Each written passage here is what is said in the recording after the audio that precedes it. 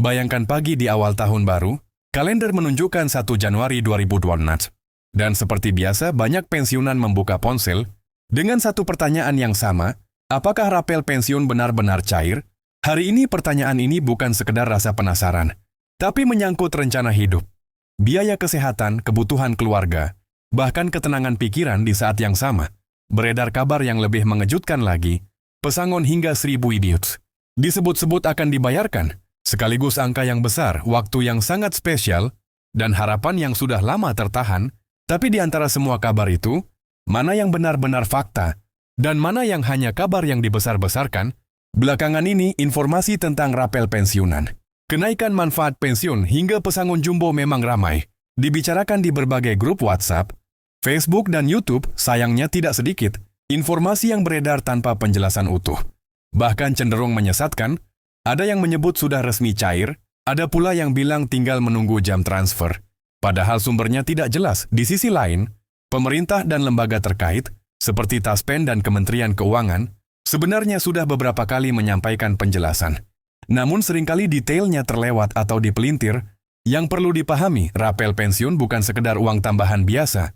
Rapel muncul karena adanya selisih hak pensiun akibat penyesuaian kebijakan, baik karena kenaikan manfaat, perubahan regulasi, maupun penetapan anggaran negara. Artinya waktu pencairan besaran nominal, dan siapa saja yang berhak menerimanya tidak bisa disamaratakan.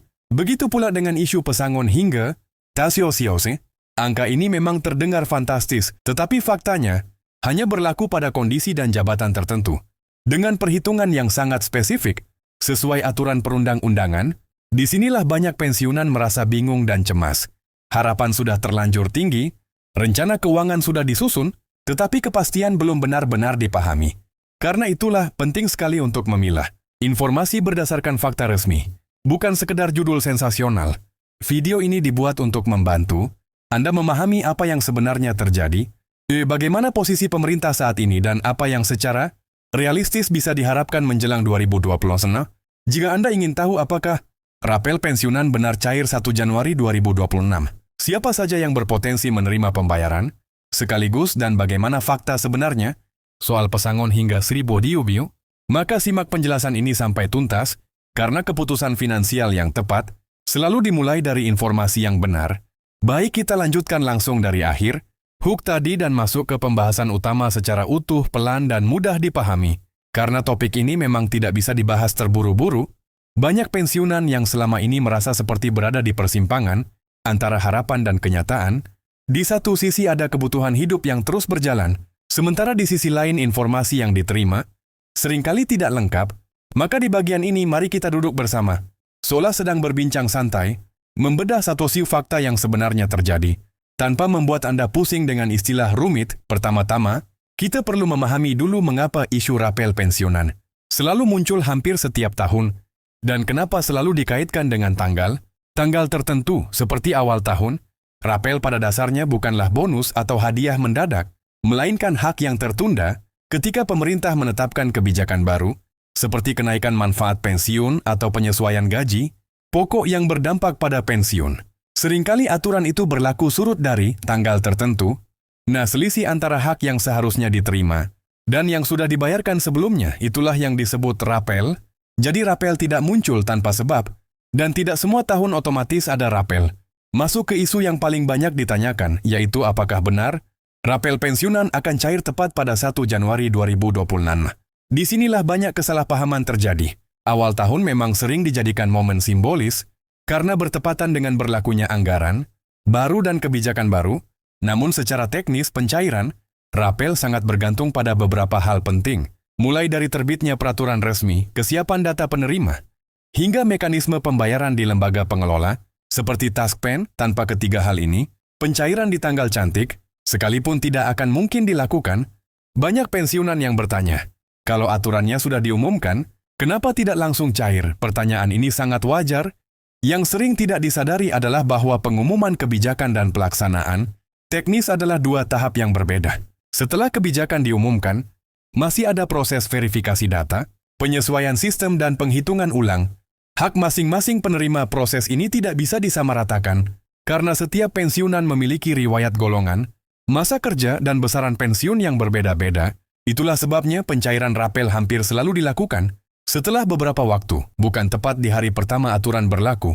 Lalu bagaimana dengan kabar bahwa rapel akan dibayarkan sekaligus dalam jumlah besar? Secara prinsip, rapel memang dibayarkan sekaligus, bukan dicicil, namun besarannya sangat relatif.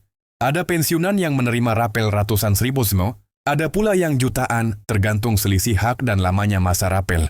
Jadi ketika mendengar cerita tentang rapel besar, penting untuk diingat bahwa pengalaman satu orang tidak bisa dijadikan patokan bagi semua. Sekarang kita beralih ke isu yang lebih sensasional dan sering membuat jantung berdebar, yaitu kabar tentang pesangon hingga Sribibi yang dibayarkan sekaligus. Angka ini memang nyata, tetapi konteksnya sering hilang ketika dibagikan di media sosial. Pesangon dalam jumlah sangat besar. Ini tidak berkaitan langsung dengan pensiun reguler yang diterima. Mayoritas pensiunan biasanya, angka tersebut muncul dalam kasus pejabat tertentu, dengan jabatan tinggi, masa kerja panjang dan skema, hak keuangan yang sangat spesifik sesuai undang-undang. Bagi sebagian besar pensiunan ASN TNI dan Polri, istilah pesangon seringkali disalahartikan. Yang diterima setelah pensiun umumnya adalah manfaat pensiun bulanan. Dan dalam kondisi tertentu, hak-hak lain seperti tabungan hari tua atau uang penghargaan masa kerja nilainya tentu jauh lebih realistis dan tidak bisa disamakan dengan angka fantastis yang sering dijadikan judul besar. Karena itulah penting sekali untuk tidak langsung menyamakan diri dengan informasi yang belum tentu relevan dengan kondisi kita. Kecemasan sering muncul karena informasi yang beredar tidak menjelaskan perbedaan ini. Banyak yang akhirnya berharap terlalu tinggi, lalu kecewa ketika realitas tidak sesuai bayangan. Padahal jika sejak awal memahami mekanismenya, perencanaan keuangan bisa dilakukan dengan lebih tenang. Pemerintah sendiri sebenarnya cukup konsisten dalam menyampaikan bahwa setiap kebijakan memiliki dasar hukum yang jelas dan sasaran yang spesifik. Hanya saja penjelasan detailnya sering kalah ramai dibandingkan rumor. Di titik ini, kita perlu bicara jujur tentang peran media sosial, grup WhatsApp keluarga, grup pensiunan, dan kanal YouTube memang sangat membantu menyebarkan informasi dengan cepat. Namun kecepatan ini sering tidak diimbangi dengan akurasi. Satu potongan pernyataan pejabat bisa berubah makna ketika dipisahkan dari konteksnya. Inilah yang menyebabkan banyak pensiunan merasa seolah-olah sudah dijanjikan, padahal yang ada baru wacana atau pembahasan awal. Lalu apa yang sebenarnya bisa dijadikan pegangan? Yang paling aman adalah pernyataan resmi dari pemerintah, terutama yang sudah dituangkan dalam peraturan atau keputusan tertulis. Selama belum ada aturan resmi yang menyebut tanggal dan mekanisme pencairan, maka informasi tersebut sebaiknya diperlakukan sebagai kemungkinan, bukan kepastian. Sikap ini bukan berarti pesimis, melainkan realistis dan bijak. Menjelang 2026, pemerintah memang menghadapi banyak tantangan, mulai dari pengelolaan anggaran hingga kebutuhan sosial yang semakin besar. Dalam kondisi seperti ini, setiap kebijakan keuangan negara akan melalui perhitungan yang sangat matang. Pensiunan tetap menjadi perhatian karena mereka adalah bagian penting dari sistem pengabdian negara. Namun, perhatian ini diwujudkan melalui kebijakan yang terukur, bukan keputusan mendadak tanpa dasar. Banyak yang bertanya apakah mungkin rapel dan hak lain dibayarkan bersamaan di awal tahun agar pensiunan bisa langsung merasakan manfaatnya. Secara teori mungkin saja, tetapi secara praktik, hal itu sangat bergantung pada kesiapan administratif. Pengalaman tahun-tahun sebelumnya menunjukkan bahwa pembayaran sering dilakukan beberapa waktu setelah aturan berlaku, dan ini bukan bentuk pengabaian melainkan konsekuensi dari sistem yang harus akurat dan adil. Penting juga untuk diingat bahwa setiap perubahan kebijakan biasanya membawa dampak jangka panjang.